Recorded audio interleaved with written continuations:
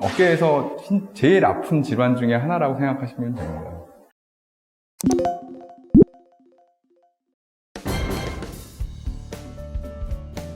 네, 오늘은 저희가 어깨 질환에 대해서 알아보는 시간을 가질 텐데요. 대표적인 어깨 질환에는 어떤 것들이 있나요? 크게 나누면 우선 오십견이라는 질환이 있고요. 회전근개 파열, 그다음에 석회성 건염, 골관절염이라 해서 어깨에도 관절염이 생기는 경우가 있습니다. 다양한 어깨 질환에 대해서 말씀해 주셨는데 그 중에서 오십견은 어떤 질환인가요? 50대에서 많이 생긴다 그래서 오십견이라고 부르고 있긴 한데요.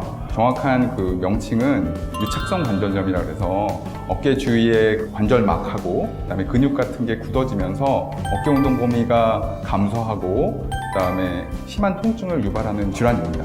발병 원인 같은 경우에는 그 외상에 의해서도 발병할 수 있고 특별한 원인이 없이도 발병하는 경우가 많습니다. 네, 또 다른 어깨 질환으로 회전근개 파열이 있다고 하셨는데요. 이 질환은 어떤 건가요? 우리 어깨를 구성하는 4가지 인대가 있는데 그 4가지의 인대에 의해서 어깨가 운동을 하게 됩니다.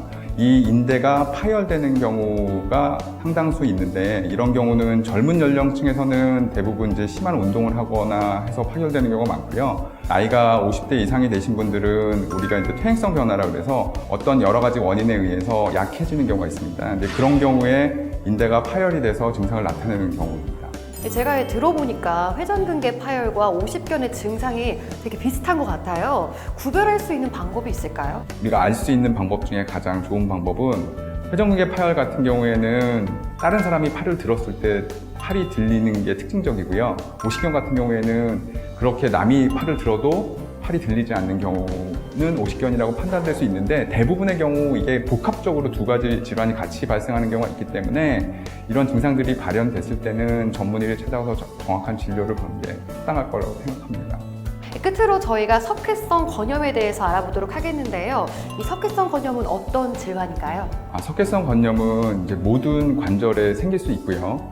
그 관절 내에 연결된 인대에 석회가 쌓이면서 생기는 거거든요. 근데 그 석회가 쌓이는 기전은 아직 명확하게 밝혀지지 않습니다. 근데 어깨에 가장 그래도 많이 생기기 때문에 어깨에 석회성 건염이 굉장히 환자들에 대해서 많이 알려져 있습니다.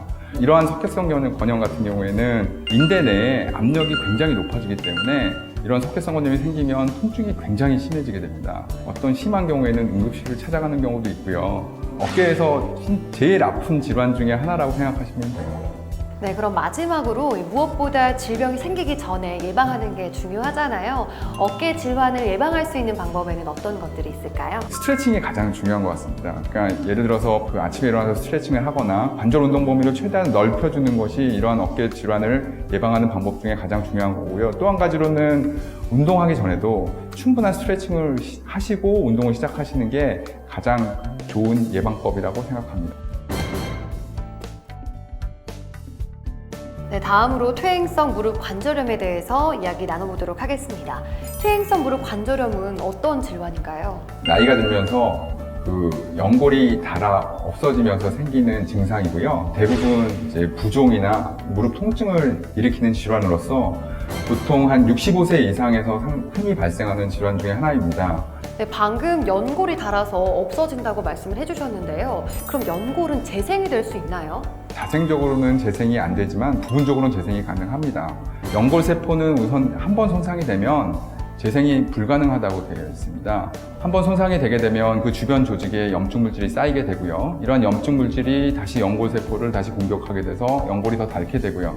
어떤 분들은 이제 무릎에 물이 차면 다 뽑아야 된다고 생각하지만 어떤 원인적 요소를 제거하지 않으면 이런 물 차는 증상이 계속 증상이 되고 그다음에 그 무릎의 퇴행성 관절염이 계속 진행하게 됩니다. 네, 줄기세포 치료를 받을 때 연골의 손상 범위가 어느 정도 돼야 치료를 받을 수 있나요? 그 관절 연골의 손상 범위에 따라서 치료를 결정하게 되는데요. 관절 연골이 전반적으로 다 없어진 경우에는 사실 줄기세포 치료로 아주 좋은 결과를 얻기는 좀 힘든 상황입니다. 그리고 이제 가장 좋은 결과는 3제곱cm 미만인 경우는 굉장히 좋은 결과를 얻을 수 있고요. 거의 90에서 100% 정도 연골을 재생시킬 수 있는데 구조적인 게 여러 군데거나 아니면 전반적으로 관절염이 된 경우에는 줄기세포 치료가 아주 효과적이지 못하기 때문에 그때는 여러 가지 상황을 고려해서 치료해야 될 것이라고 생각됩니다. 네, 이번에 알아볼 치료 방법은 프롤로 주사 치료 방법과 또 도수 치료가 있는데요. 먼저 프롤로 주사 치료 방법은 어떤 치료 방법인가요? 우리 몸에는 다 이제 자기 치유 능력이 다 있습니다. 근데 이런 프롤로 치료는 자기 치유 능력을 최대한으로 극대화로 끌어올릴 수 있는 그런 주사 치료 방법 중에 하나입니다. 네, 그렇다면 프롤로 주사 치료는 어디에 효과적인가요? 주로 이제 인대나 건의 손상에 매우 효과적이긴 한데요. 예를 들어서 인대나 건이 100% 찢어졌을 경우에는 당연히 수술적 치료가 필요하겠죠. 근데 이제 부분 파열인 경우에는 우리가 인대가 손상된 후에 염증 물질이 발생하게 됩니다. 이러한 염증 물질은 어떤 치유 작용 중에 하나거든요.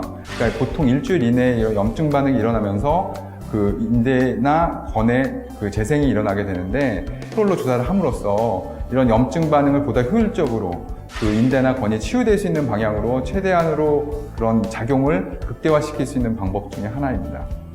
네, 이번에는 도수 치료에 대해서 이야기 나눠보도록 하겠습니다. 도수 치료는 어떤 치료 방법인가요? 긴장된 근육이나 인대를 풀어줌으로써 환자의 통증을 경감시키고 그다음에 체형을 교정하고 그런 효과적인 물리치료 중에 하나입니다. 또한 수술 후에 운동 범위 감소 환자에 있어서 기계 운동을 하기도 하지만 그런 경우에는 이제 환자의 통증이나 이런 걸 감지를 못하기 때문에 어떤 심한 물리치료가 되는 경우가 가끔 있는데 이러한 도수치료 같은 경우에는 환자와 직접 소통하면서 물리치료를 시행하기 때문에 수술 후에도 수술 결과를 많이 좋게 하는 그런 물리치료 중에 한 가지입니다.